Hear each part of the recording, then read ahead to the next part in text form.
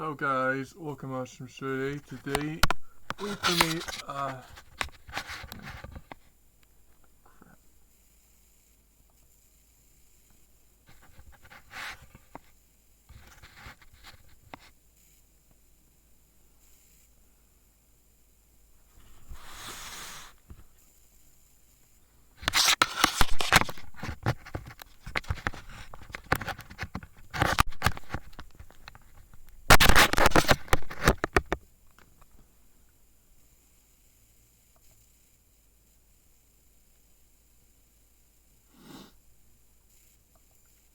There we go. Hello guys, welcome to another thing today. Today I'm going to redo this, I'm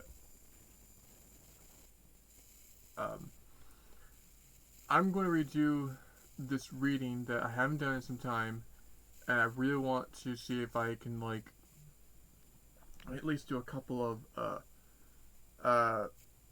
lines that weren't in yet.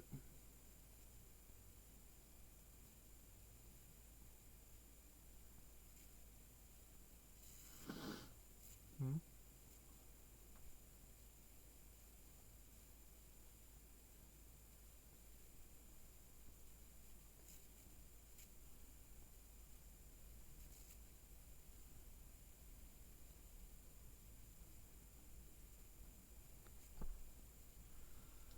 Um,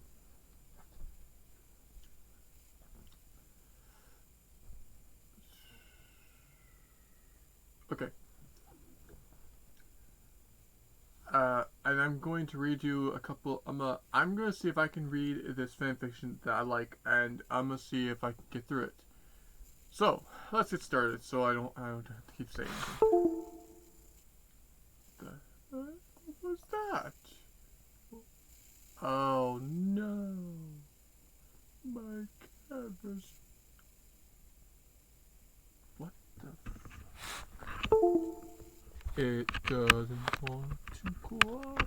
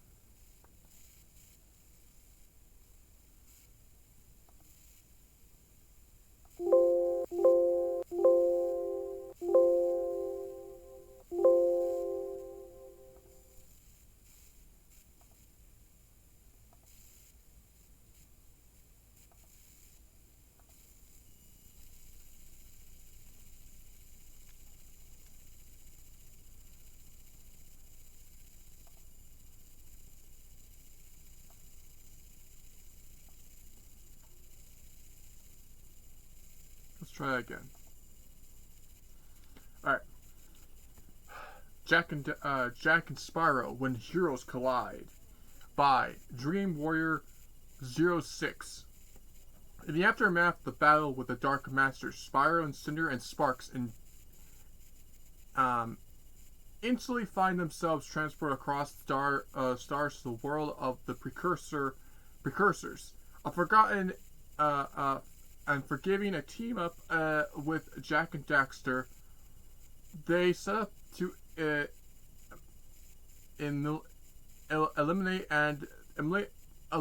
the Metalhead threat, save Heaven City, and find a way home. It takes place during Jak 2.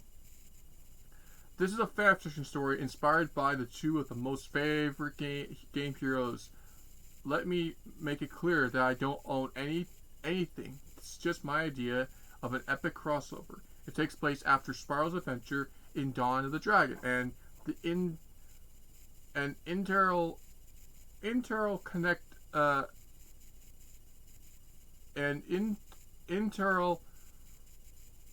connects with the story in Jack 2, where Jack is currently having his own adventures in Heaven Street.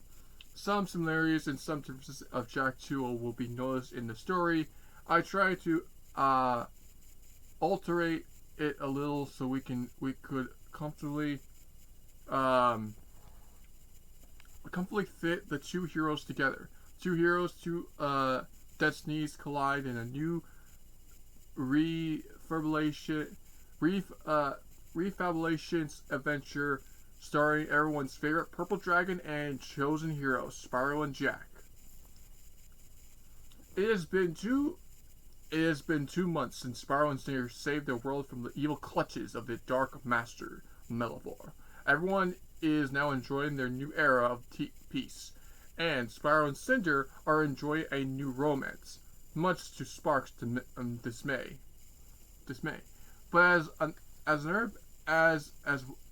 But as one adventure ends, another begins. As a young purple dragon, it makes and embark on a brand new journey, one that will take him across space to a whole new world, and come face to face with new threats, just as dangerous as Melivore, and a new hero who is as legendary as he is. Two worlds and two destinies collide in a brand new adventure, Jack and Daxter. Jack and Spyro, when heroes collide. 2020 author's note. I originally completed and posting this story in September 2015, but now I found time in between writing a sequel to go back and make edits, mainly grammar once, but also the contact as well. Nothing too dramatic to disrupt the original structure of the story, just to edit to help and reduce its estimate any confusion for readers, as well as for me. I want to change Jack's race from elf to human, as was one of the points. Elf to human, as was one pointed out by the past reviewers. When I originally wrote the story, I had no idea of what name Jack's race was. I always thought they were another rendition of the elves, so I went with that. The story was complete. The story was also completed before I ever read Jack and Daxter's wiki, so there was another reason for that error. The edit to keep in mind I have listed below. Grammar, punctuations change Jack's race from elf to human, more depth details for the conversation in the underground hideout, regarding Spyro's story, changing the oracle voice from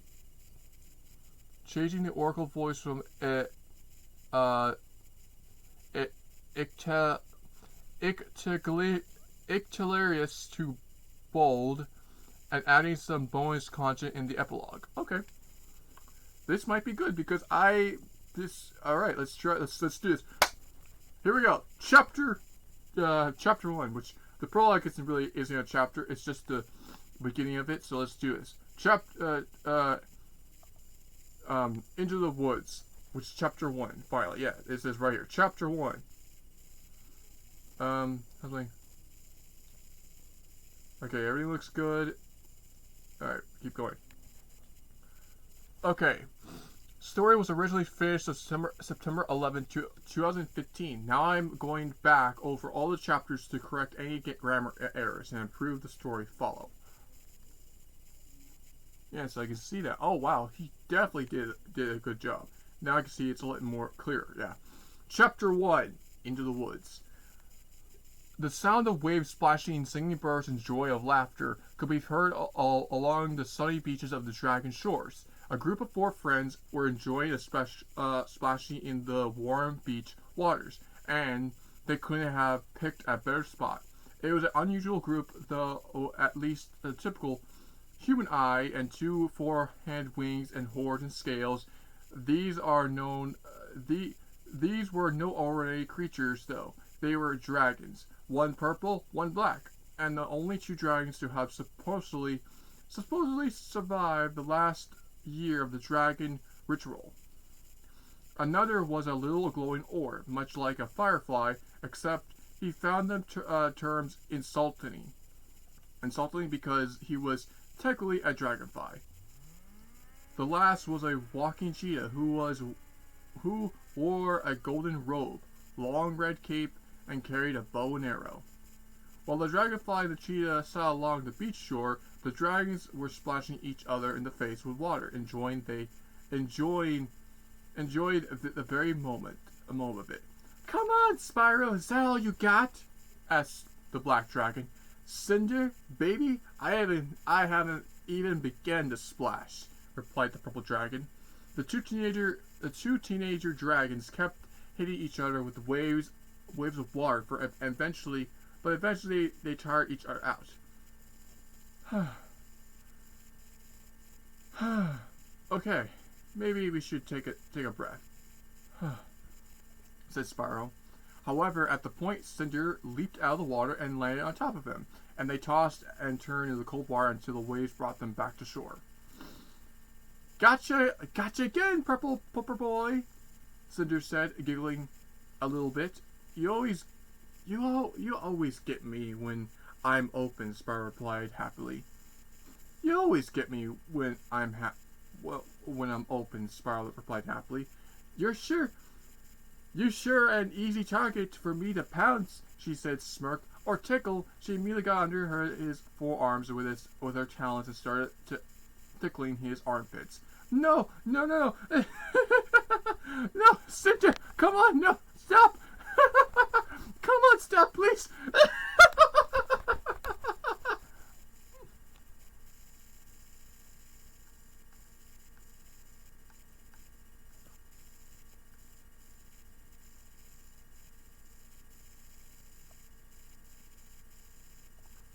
On the shores, the scene was being witnessed by other two figures. On the beach, Dragonfly was speaking to the cheetah, who was sitting at the beach and the base of the palm tree eating a small fruit. "There they go again! Come on, Hunter! Why don't you do something? She's out of control!" "Relax, Sparks. They're just having fun. They deserve some time together," replied Hunter. "You said that last week, and just before we arrived here this morning. Don't you think they have spent enough time together?" Hunter grinned at the eyes and glowing little bug. Sounds like somebody's getting a little jealous." Sparks shouted out, "What? Me? Jealous? No way! I just can't stand seeing my brother like this, all over the evil black she-dragon, the Doom. From his perspective, she's all over him.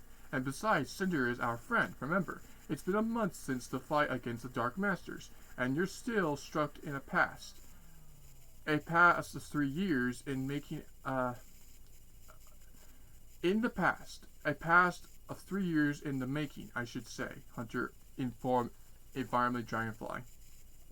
"Yeah, and it nearby been weeks since they came back to us at Dragon Sea, when they were already been gone for nearly 2 months. Don't you think they spent enough time together then?" ranted Sparks. Hunter only shook his head at Sparks' outrage, yet somewhat amused behavior. Sparks hanged his head in his hands and said, "Oh, forget you. I'm out of here." He then flew away down the beach to find some insects for a quick snack, but before catching it in the corner of his eye, saw a cinder tickling Spyro. The sight made him shiver in disgust as he buzzed away as fast as he could. "Spyro! Cinder said calmly as they both walked out of the water and rested the beach. "Yes, Cinder?"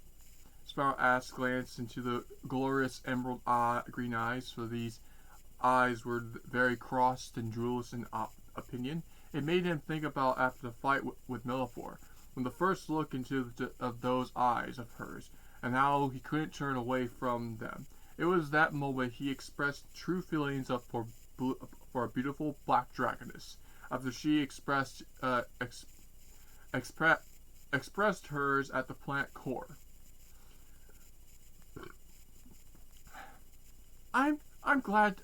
I'm just glad to spending these p um I'm just glad to be spending these precise moments with you. Cinder finished a statement warmly.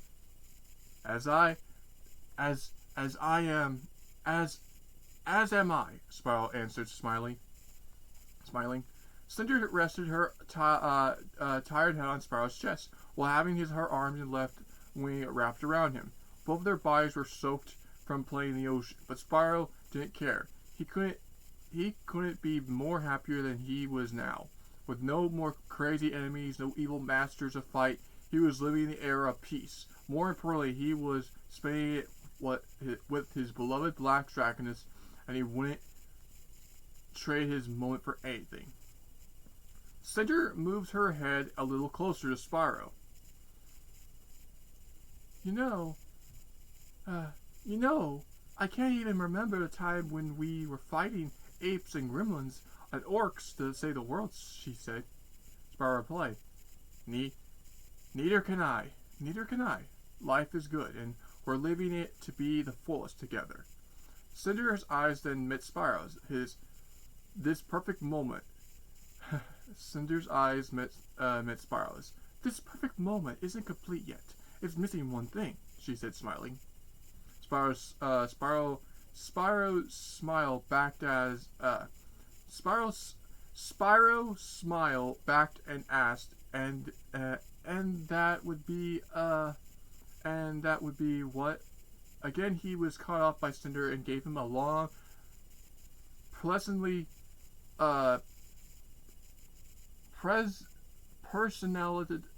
personal kiss. Their tails wrapped together, and Spyro felt his feelings surge through the roof. He never got tired of having Cinder so close to him. The thought of her away from him unbearable to him. He loved her as she loved him. As Cinder broke the kiss, Spyro heard someone chuckle behind them. Both dragons turned and saw Hunter trying to hide his amusement from seeing them make out. Spyro blushed with embarrassment. Maybe we should have done that when Hunter wasn't looking. Cinder nuzzled him. Let him look. You know he's just happy that we're happy. As finally understands how we feel about each other. I guess you're right, Spyro said, but he still felt a little embarrassed about being seen making out with his girlfriend by his best friend. It was then he thought of an idea that seemed to appear in the blink of an eye. Hey, you up for a scroll? Hey, you up for a stroll through the woods? He asked Cinder. Oh, this is Spyro. Hey, you're up. Hey, you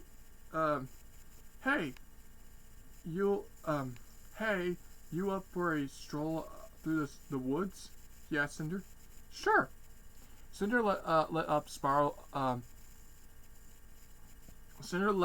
up, and the two dragons walked over their cheetah's friend, having fun, you two? Hunter asked, and teasing the matter. Spyro immediately felt embarrassed and blushed out. Sure. We are. Why wouldn't we be? I mean, it's such a nice day, and the water's so warm, and he ran out compliments. Cinder just rolled her eyes and smiled at her boyfriend's glorious behavior. Spyro finally regained control of himself and calmly said, Hey, Hunter, Cinder and I are going to walk through the forest, so tell Sparks that we'll be back soon, okay? You know how he gets. Sure, friend. Go enjoy yourselves, the cheetah said. Right then and there, Cinder just right then and there. Cinder jumped over him and causing him to face plant into the sand. She giggled as the sign saying, "Race you in, race, race you, race you in, handsome. Last one is a rotten ape." Hunter laughed and said, It looks like she got you again." Spyro quickly got to his feet and shook the sand from his face. With a smirk, he replied, "You won't get away that easily, beautiful." He quickly dashed after her, leaving the cheetah all alone. Young love," he thought to himself as he relaxed against the palm tree and fell asleep.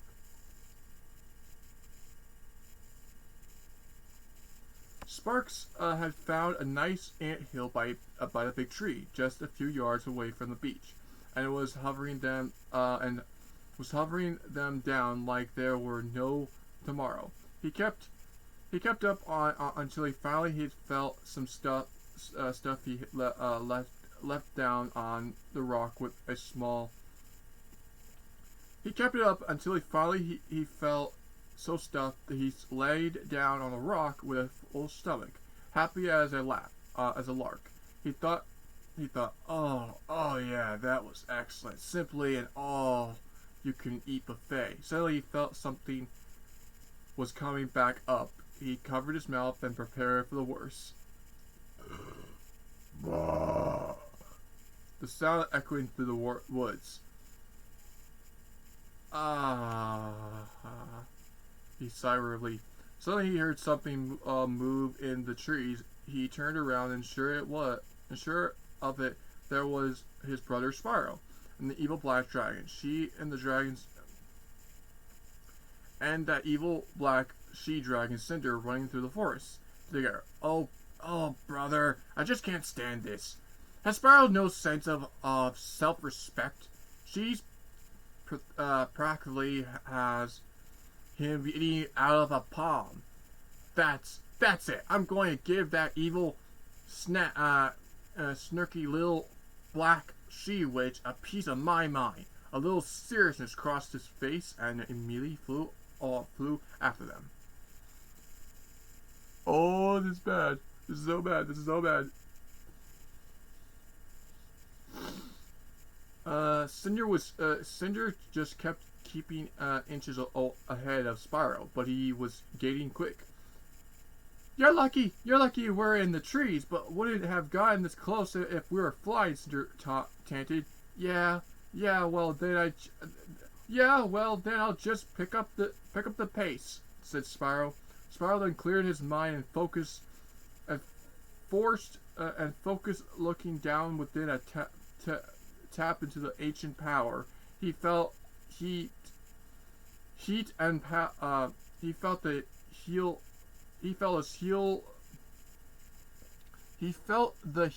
power of his inner fire element, and then from igniting only one spark, whoosh, Spyro's body summoned a fire comet dash. It was not as much as he would normally use in battle, but enough to pick up speed. He gained ground on Cinder and intensely matched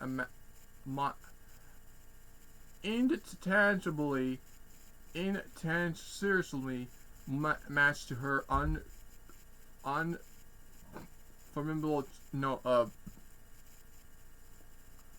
much to her unfortunate notice. Hey, unfair," Cinder complained. Spyro only smiled and kept into the air, and he landed on top of her, causing them to roll along the several feet. However, they seemed some cliffs rolling them down. They continued to tumble until the cliffs finally leveled out, and the whole ride ended with Cinder on the top of Spyro. Cinder on top of Spyro. Figures, he said. Cinder smiled and rumbled and muzzled said, Sorry, but you'll have to do better next time." Yeah, I doubt I'm doing it again anytime soon." He ground, shaking the stars out of his head. "Oh, I think my brain was shifted during that fall." "Oh, you're okay," Cinder asked. concerned. Spyro just smiled and held his head and slowly opened his eyes back up. Don't worry, He stopped in the middle of his sentence, opened his eyes in shock at what he saw beyond the trees. Cinder was puzzled. What is it? What is it, Spyro? Turn around, Cinder. Turn around, Cinder, he said with shock. She turned her head and she too couldn't believe her eyes, what she was seeing. 2015 Unknown first edit chapter, and for those just starting, I hope you like the opening. 2020 EndNote complete story edit CSE Mark 1 complete. Ow. The Ancient Ark. Chapter 2, The Ancient Ark. Okay, Spyro followed the sound of what according to him seemed like a fallen log rolling over the cliff. However, he soon came to realize it was two young dragons he was chasing. Oh wait, this is Sparks. Sparks followed the sound of, according to him, seemed like a falling log rolling over a cliff. However, he soon came to realize it was two young dragons he was chasing. When I see them, I'm going to tell them enough is enough, and been 2 months, and I can't take any more. And if find them sucking face one more time, his trail came on, and his trail came to the end as he came across the footsteps into the dirt. Upon observing them, he soon recognized they were Spyro's tracks, and they were second set which between to center. Aha! He said and buzzed away. Sparks kept following the prints until they led him to the break in the trees. He flew towards it, and on the other side, his jaw dropped. He couldn't believe what he saw. For over nearly a mile, there was approximately to be a huge stone monument sticking out of the ground. Statues in variety of shapes couldn't be seen for a mile. Sparks was stunned in silence, and not only that, but the most unusual thing, but the unusual thing about these statues figures was that they were unrecognizable, not of creatures he ever remarkable coming across looking like any of them. In fact, they seemed quite alien. Spark turned to the right, and further the direction he saw that what appeared to be a single stone pillar sticking out of the ground and leaning towards the right. Lost in the fog. Okay, I'm probably hallucinating, he said himself, rubbing his eyes. The fog probably is so thick it forgets own shapes, or I ate too much and my head is playing tricks on me. Okay, how's my thing going? Good, still good. He kept thinking explanations until he looked down there before his very eyes were Spyro and Cinder standing before the statue garden. At its very perimeter, they too seemed to be silent and aware of this atmosphere of nature of the mysterious place. So there they are, Sparks said before they flying over them, and though he flew, he still couldn't nudge the creepy feeling this place was giving him.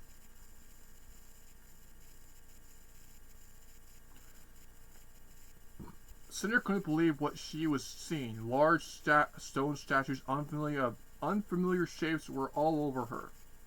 And seeing the trail on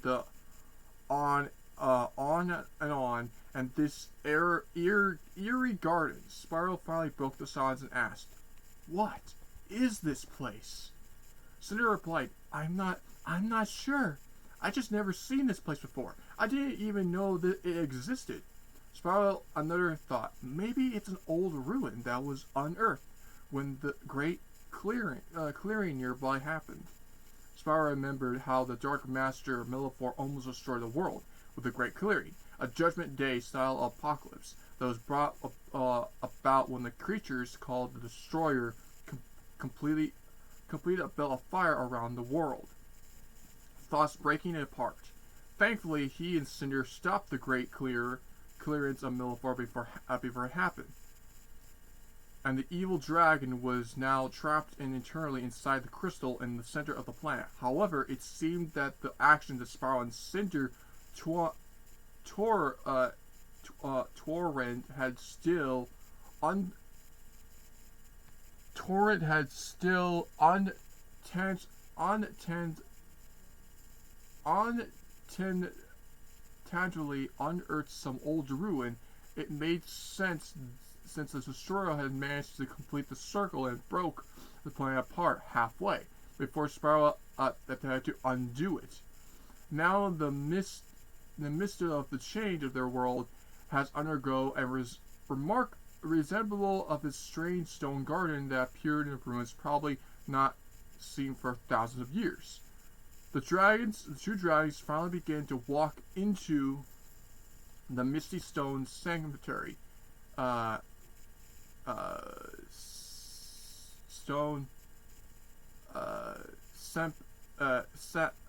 Cemetery, and started to observe the statues. On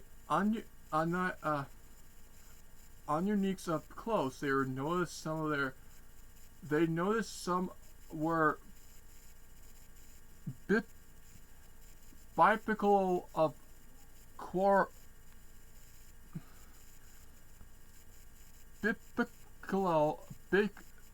biculo or quariptilus, or even insect-like. Others almost resemble a cheetahs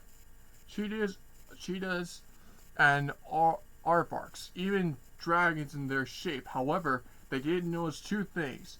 They were all had in common and set them apart from all species. They were finally with the first with each of them seen to have a small dome top of their heads, and the second was their faces full of ugly, sinister stare. What do you suppose that is? Spyro asked, turning his attention away from the statues and pointing right, leaning a pillar, fading into the mist. No idea, Cinder replied. Probably just some old ancient ruin structure. But I wonder what are these ruins of some old city, of some scarce shyness. The two approached the leaning pillars and explained it most carefully. As the mist faded away and revealed, they soon realized it wasn't a pillar at all. The pillar was actually part of a carved structure touching back down to the ground nearly 30 feet away, making it upside down U-shape. This is no pillar. It's a big arch, Spyro explained. Cinder nodded and agreed. It was an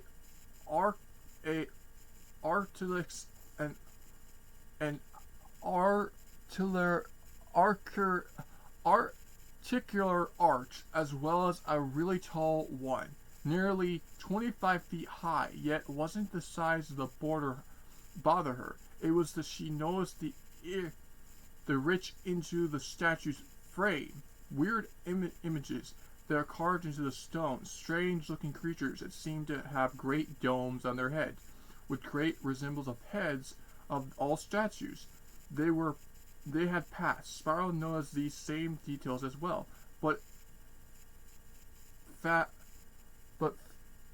Fascinus quickly turned to horror as he looked up in the shock of what was the mountain at the top of the arch. Look at that! He gasped.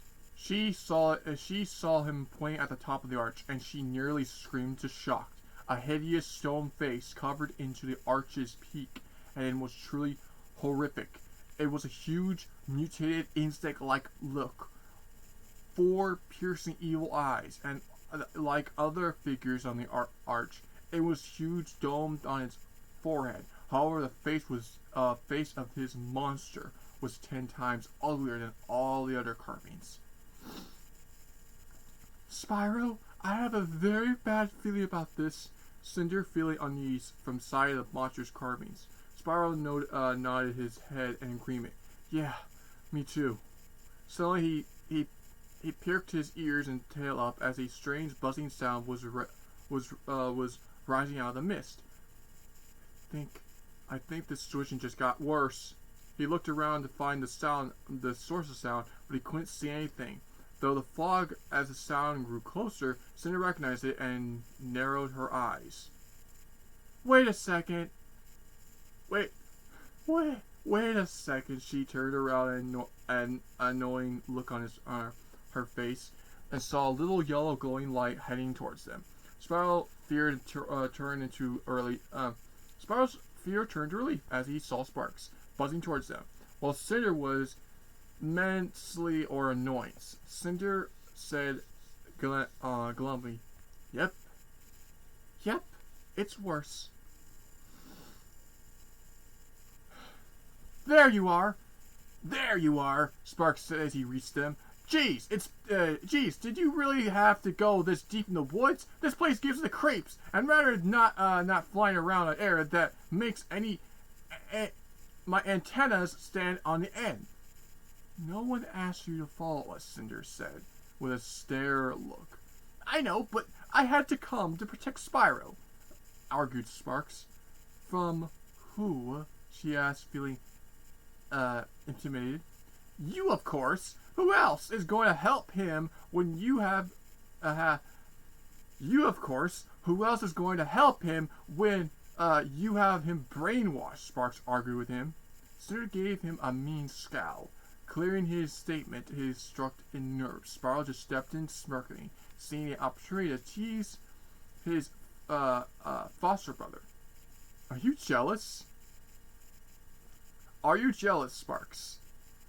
He asked in a teasing manner. Oh, great. First Hunter and now you? Tell you what. You call it jealousy. I call it keeping an eye on you, Sparks cried out. How can you be so calm being with her after everything she done to us? Cinder shook her head intentionally when Spyro followed her lead. Both of them were getting tired of Sparks always complaining about Cinder's past. She's not evil, Sparks. How many times do I have to tell you? I'm tired of this never-ending argument with you, shouted Spyro. Now you're definitely sounding like Hunter. Guess I'm the only one on the page now, replied Sparks. Yes, you are, Sparks. So stop talking, Yes, you are, Sparks. So stop talking to me about it. I love Cinder, and she loves me, and that is the way we like it, Spyro said.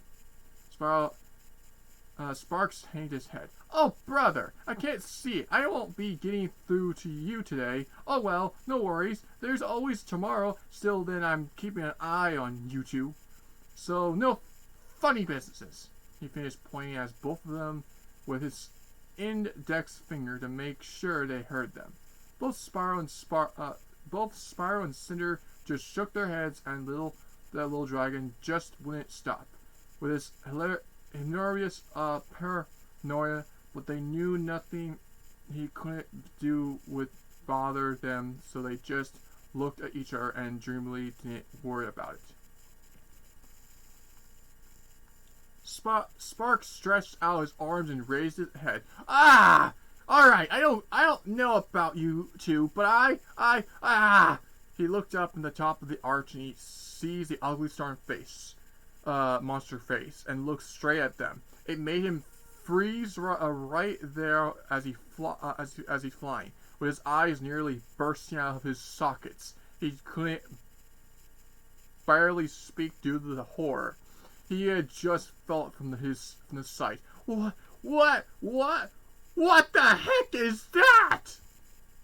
don't know. I don't know, Sparks.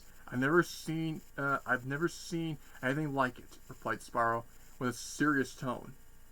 I don't know, Sparks. I've never seen anything like it, replied Spyro with a serious tone, for Carrot also made him feel uneasy. And I thought the lava golem was ugly, man. That thing is pretty practically compared to that face. Yes, yipes! Spyro yelled. Spyro, maybe we should get out of here, Cinder feeling concerned. Wait, Cinder, Spyro replied. Direct this attention at their left base of the leg of the arch. It looks like there's something at the base.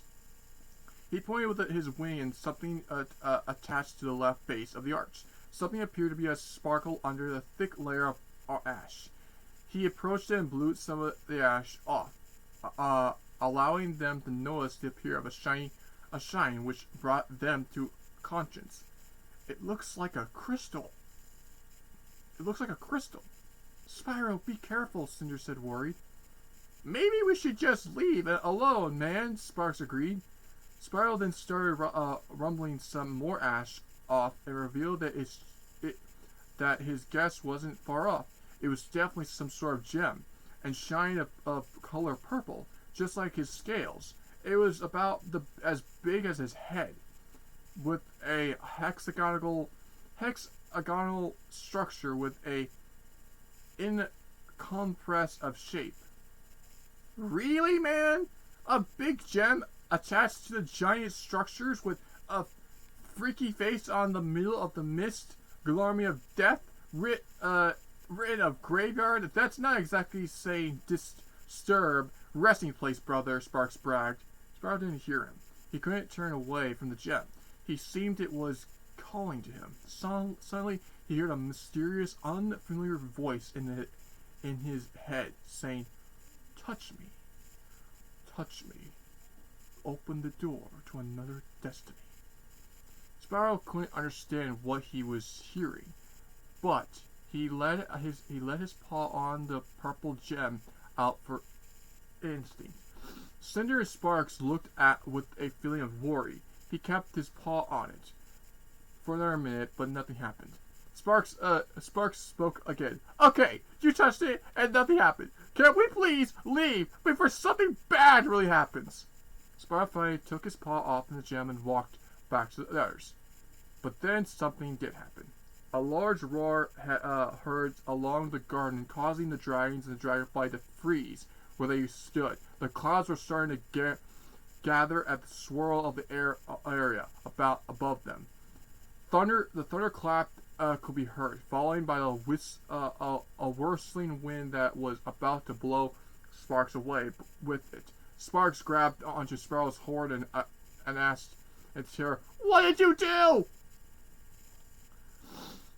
"I don't know." Cinder was speechless at the sudden act of nature, the growl around them, until the glow caught his attention. "The gem is glowing." The gem is glowing." Spyro and Sparks turned around their heads to see that the gem had indeed glowed in a bright purple aura forming around it. The purple lighting sprouted from it like a light of discharge. Suddenly there was a boom with a purple strike sprouted upwards from the gem and seeping into the same small crevice which ran through the arch. As soon as the purple strike completed the U shape, the blue lightning sprout from the arch nearly missing the dragons, causing the ground to shake. Then there was a shock. Blue-white swirl vortex began to form in the air. Then there's a shock. A blue-white swirl vortex began to form in the arch. "What's happening?" Spyro asked. "Mommy! Mommy!" Sparks yelled, hanging to Spyro's horn. "I think you may have activated some sort of gateway," Cinder yelled over the noise. "I think you had activated some sort of gateway," Cinder yelled over the noise. Not too far away, Hunter could see an anomalous happening for himself. Looking towards the ocean, he also noticed the waves were rising, and attention to the wind was picking up, and the ground was starting to shake all conjunctions. He ran across the beach and tried to find the reason for all this, and he soon saw a swirling cloud forming up together and hovering over the forest. Hunter immediately had a bad feeling and said to himself, Spyro and Cinder, what's happening? Worried for his friend's safety, he ran straight into the forest and followed the dragon's footsteps and heading for the storm as well. The blue-white vortex had completed a full archway, and the winds blowing stronger than ever. However, the ground was beginning to shatter. Spyro couldn't only look at the vortex anomalous, while thinking to himself, I haven't seen anything like this since the convictory. Suddenly he felt the sudden force grab a hold of him. He looked down and couldn't both he feel his paws dragging along the ground towards the arch. He was horrified and realized the portal was now sucking them in like a vacuum. He grounded his claws and digged while Sparks kept a hold of his horn and yelled, Spyro, get us out of here! The force is too strong, he said, losing his strength. Spyro, help! Spyro, help! Cinder cried out. Spyro turned to her and noticed that she was also struggling to keep out of the portal's mouth, and her head towards away from it. Just hang on! Just hang on! Try to drag yourself away from it! Hearing his advice, Cinder dragged her claws into the earth and pressed and pulling it other direction. Spyro followed her lead, doing the same. He called out her in encouragement. Come on, we'll do this together! Slowly but surely they started to pull away from the vortex. The two young dragons were almost out of the portal's grasp when suddenly Sparks felt his grip loosen as his body was pulled away from the horns and shouted, Help me! I'm losing my grip! Just hold on, Sparks. We're almost free, Spyro said as he reached to take another step. Sparks clinged on with all of his might, but one hand slipped off the horn, and that moment felt nothing but horror. Ah!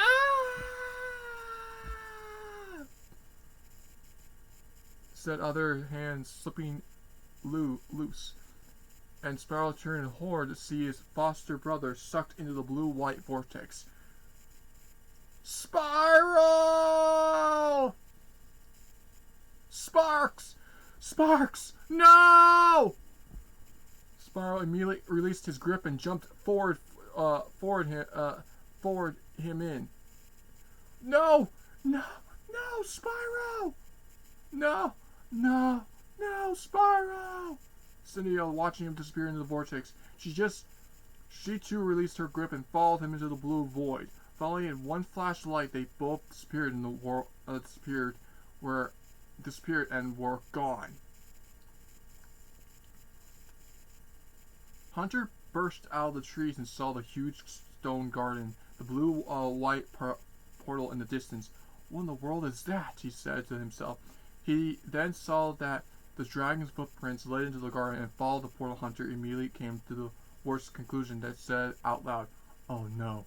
He followed the tracks down quickly as he saw them straight towards the portal, which were finally starting to settle. The tracks were there, but the dragons weren't. Horrified, Hunter came to the realization that his friends had fallen into the newfound portal they had been sucked in. Lost to whatever entity hanged his head and saw it was his duty to protect the dragons at any cost, and up now, seeing that it was fulfilling it. But now he felt nothing but pain and failure. No, he shouted to himself, pointing to his pounding his fist into the dirt to rid himself of the despair. It's never hopeless, but I'm not sure what to do. I should go in there, but I don't know what it leads, and if I fail, find them, and we all would be lost. He kept thinking and finally said, I needed to tell the Guardians. They will know what to do. Heading on Spiral, I'll be back. With help, Hunter immediately turned around and up this direction and raced back to the Dragon Guardians in Warfang. Thankfully, it was only a few miles away. He hoped that they would not arrive. He hoped they would not arrive here too late, for he didn't know how long the portal would remain open. 2015 end note. Second chapter edited, and first-time readers stay vigilant. 2020 end note, complete edition CSE Mark II. I'm only going to read one little bit of chapter 4.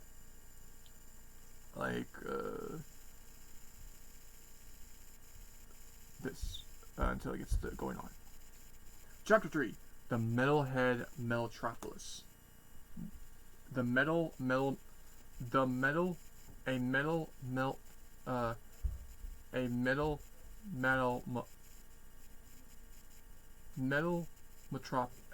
metropolis. Spyro felt himself spinning in what appeared to be an infamous void of space. Opening his eyes, he saw Sparks was just ahead of him. Barely conscious of what was happening, Cinder tried to move closer to Spyro, but it was also whirling out of control and could only stay still and ride it out. She was about to close her eyes when she felt a tail wrapped gently around her head.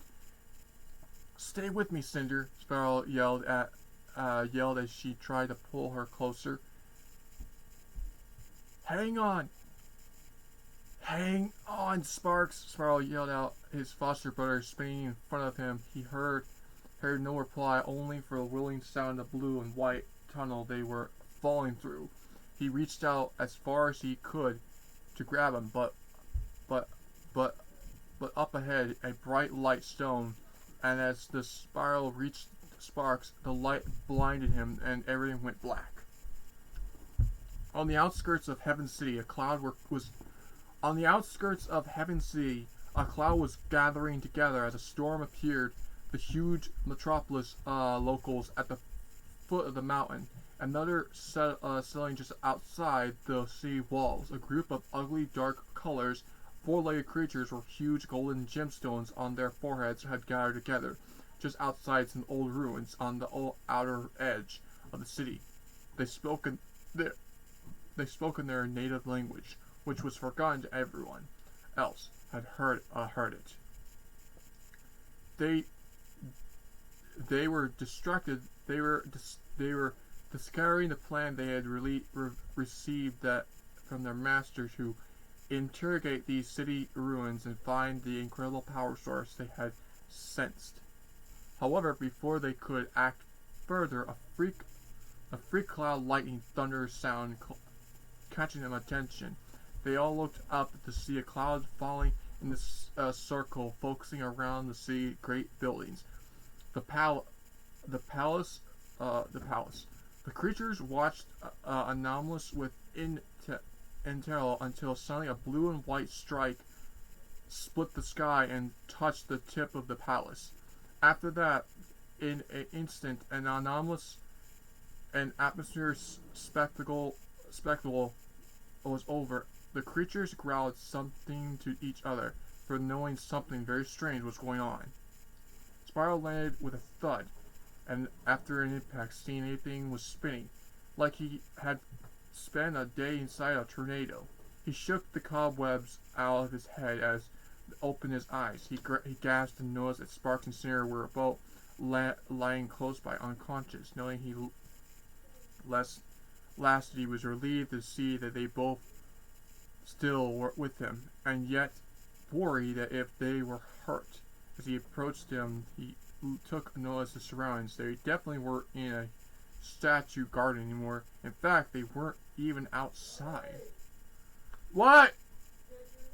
Yes, I did. Yes, I did. In fact, they weren't even outside. They were now inside a large room that appeared to be complete with both metal and rock. pillars stood both sides of the path where they had landed, and which was covered with a red carpet that led to a small group of steps, where on the top was fashioned with a large chair. Spyro wondered who would